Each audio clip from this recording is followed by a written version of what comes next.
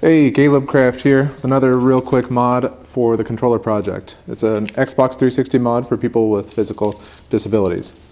I've had people tell me that it's very difficult when you're playing with one hand to do the triggers while also doing other things, because you have to hold the triggers down in a lot of games like Assassin's Creed.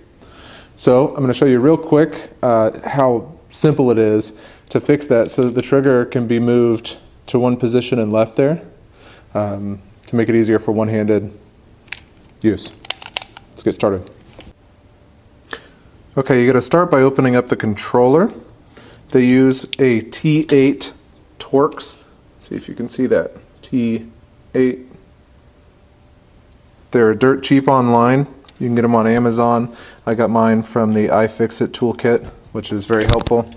There are 1, 2, 3, 4, 5, 6, 7 screws you have to take out with that T8 head.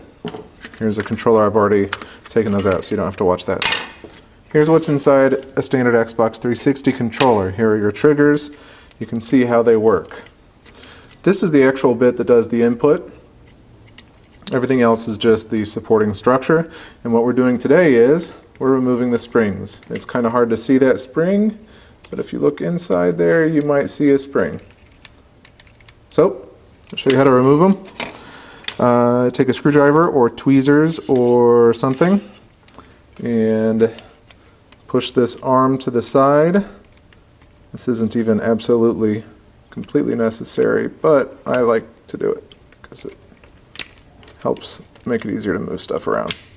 So now that arm right there is disconnected. Now you have these two tabs that are holding the controller in.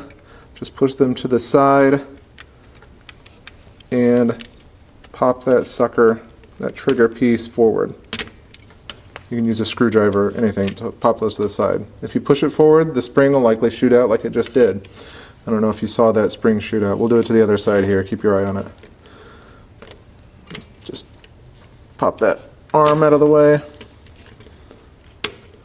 and then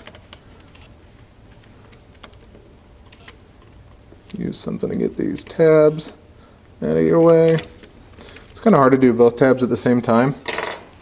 Helps if you use a screwdriver on one side. Okay, see that spring? And if you pull it forward enough, it'll probably just shoot out of there. Like that. All you got to do is push these back in place. Those tabs will catch. And push this one back in place. And then you have to reconnect the arm. Just pull it back up. It's kind of hard to do with the camera in the way, actually. There, got that one. Just, there we go. So now, if we test these out, they can be put in any position and they kind of stay there. Now, when you do this, you're going to see that when you push them in, there's no way to pull them back out. So you push it in, and it's not going to bounce back out. So you need to glue something on there. You could literally just bend a piece of wire to glue on there to make some kind of a stirrup or something, or an arm coming off of it. I'm going to 3D print a kind of extension for this specific one, but you could do this at home. I suggest JB Weld for gluing stuff onto this plastic. Rough it up a little bit, use JB Weld. That stuff is incredible. It holds anything on. Unfortunately, if you're using a PlayStation controller, you're out of luck because it does not use this simple assembly, but this will solve the problem for a lot of people. That's it. Till next time.